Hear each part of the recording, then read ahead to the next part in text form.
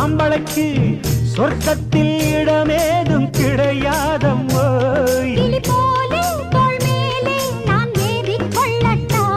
என்ன பெண்மை என்ன மென்மை உன் கற்பினை கண்டதும் கண்ணகி கெட்டா.